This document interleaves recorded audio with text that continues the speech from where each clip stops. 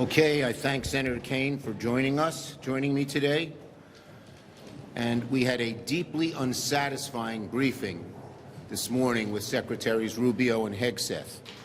It asked more questions than it answered, and it was just, look, there is almost no transparency in this administration, and that reveals itself more than anything on revealing what happened on September 2nd. This morning I demanded in front of every senator, to Hegseth's face, that he let every senator see the unedited video of what happened on September 2nd. I've seen it. It turns your stomach. It is awful, and people should see it. What the hell is Hegseth hiding? His excuse about classification, it's false, because any senator would see it in the skiff. Now, I believe with the proper safeguards, all the American people should see it. And why is this so important? It's important in itself to see if we were obeying the law. We're a law-abiding country. But it's also important because what's going on in the Caribbean is unprecedented. We've never seen anything like it before, and it could lead to another endless war. Disclosure, hearings, which our Republican Senate friends have refused to call, serve a purpose. They force the administration in public to answer very serious questions about where they're going. And so far, we've had no transparency. September 2nd is a first step, but we need a lot of transparency. So, when the truth is on your side, you don't hide the evidence. Now, on the topic of hiding things, this week the Epstein files, as you all know, are required by law to be released, and Senate Democrats will hold this administration accountable to make sure they obey the law. Full stop. We fully expect Pam Bondi and Donald Trump to dodge, duck, delay, partially release the files. If they release some documents and hide others, the American people will see right through it. Public pressure is extremely important here. Public pressure and the great work of those victims of Epstein basically forced many who didn't want to support this legislation, we did want to support it from the beginning, to vote for it. And so there was only one negative vote in the House and none in the Senate. And if they try to hide, duck, conceal, public pressure will force them to come clean. So the bottom line is we have a group of 17 members. We've divided ourselves up in task forces.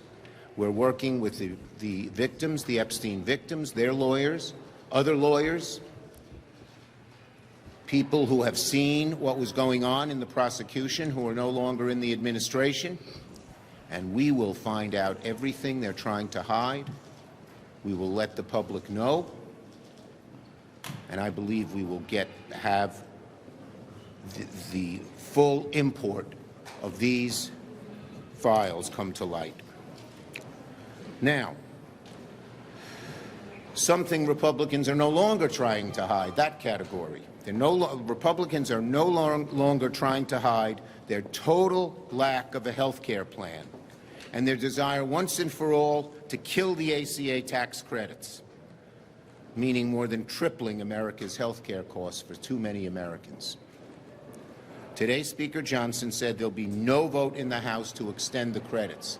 He has said in times in the past he will never be for extending the credits. He even acknowledged that there were some of his members, probably from the more fragile districts, Republican-held districts, that wanted to extend the credits, and he said it just was not to be. Johnson said it just was not to be. Well, tell that to an American family that's got to pay $500 to $1,000 more a month for their health care. It's just not to be. It's only just not to be because Johnson doesn't want it to be. And too many of his people are like that.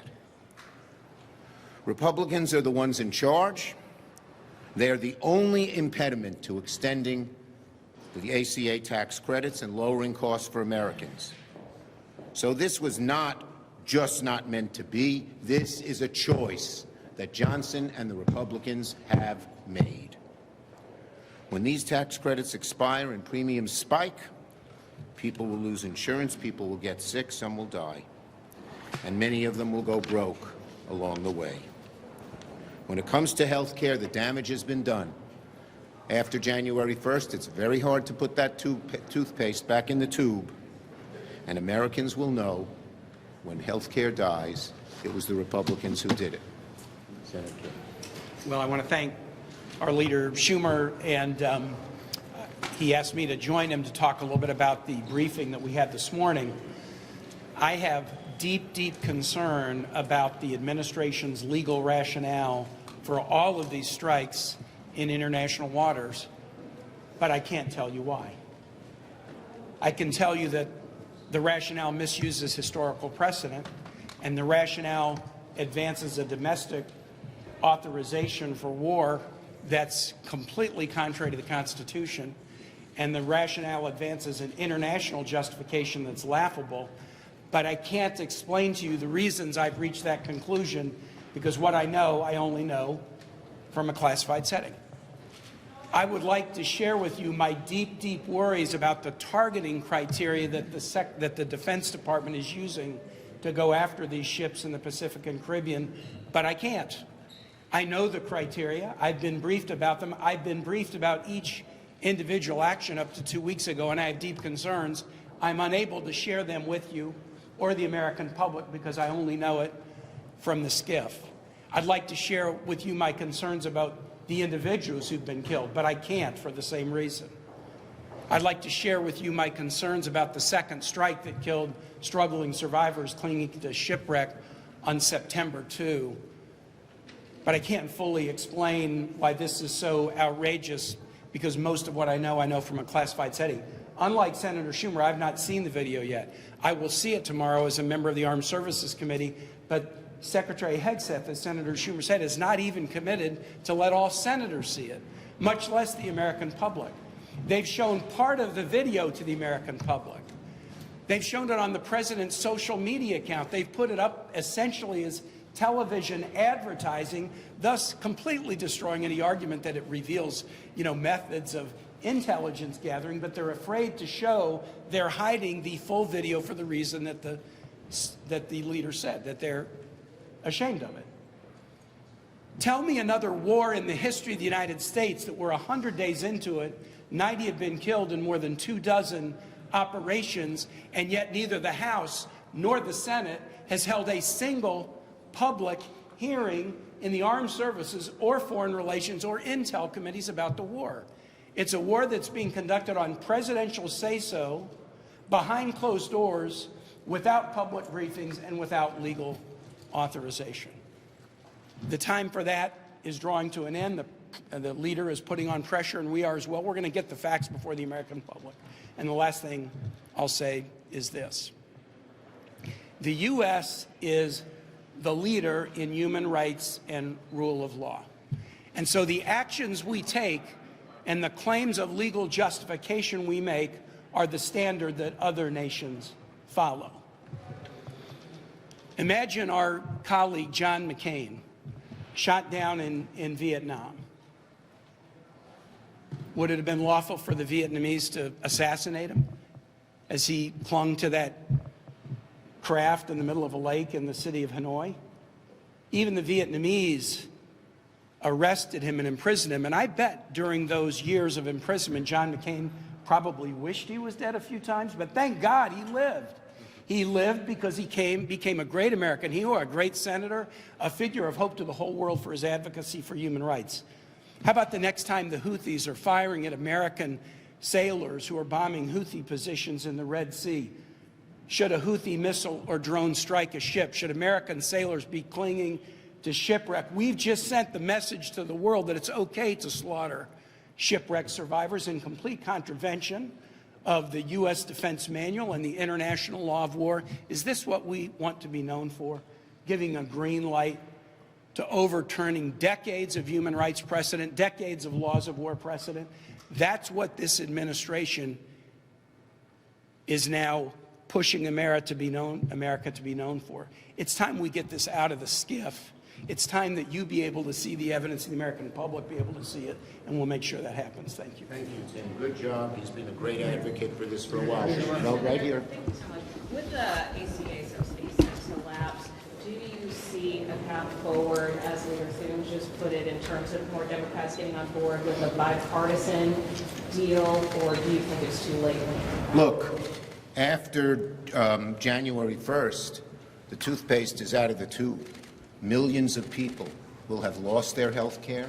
Many more will have changed their policies and signed policies. And so the bottom line is we always want to work with people who will lower health care costs. But if the Republicans want to do something, they have till January 1st to pass the one bill that can get it done, our bill.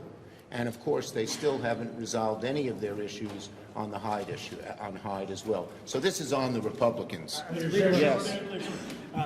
Given what Hegseth said today, are Democrats going to push to add language to the defense appropriations bill or the minibus to require the release of this full video from the September 2nd strike, or will you push other language to limit the hostilities in the Caribbean Sea against Venezuela? Look, the bottom line is, and I'll call on Tim on the second question on the War Powers Act, but on the first, we do have a lot of Republican support. Both Wicker and Jack Reed on the committee have been pushing hard to get the full video, the unedited video released to members, and many of us feel it should be released to the public under the proper circumstances. So we're going to keep pushing, and there is public pressure on that. Okay, yes. Would you support a deal with a 2-year extension with reforms sometime in January, let's say? It's clear it's not going to happen now, but there is bipartisan work on something else. Ask the Republican insistence on Hyde, the fact that the Speaker today said he doesn't want to ever do ACA, never is doing ACA, and the fact that the toothpaste's out of the bottle, that January 1st is the deadline, makes it clear if the Republicans want to do something, they ought to pass something, our extension, by January 1st. Yes. You mentioned January 1st. There's also a January 30th deadline to fund the government. Do you have any expectation that Democrats might tie that to ACA like you did last time to try to get a result? Look, just as I said, it's on the Republicans that we haven't had health care done. After January 1st, it's very, very hard to put it back in the bottle. Go ahead, Manu. I would get to you. I appreciate it. Will you then vote to shut the government down on January 30th if you don't get an extension of ACA subsidies? As I said, the bottom line is very simple, and that is that the way to solve this problem, because the toothpaste is already out of the tube, is get it done by January 1st. The Republicans, if they care so much and feel the heat, they should make sure they pass our bill. Yes. That doesn't sound like you've arrived on a strategy for how to handle January 30th. So is that in play, yes or no, the health care issue the same as it was in the government shutdown this fall? I answered the question again. But that doesn't sound clear, though. The bottom line is very clear. You can't do it after January 1st, especially when the issues of Hyde and all these people, it's expired already. It's not the same as it was before. Once it expires, the toothpaste is out of the tube. Thank you.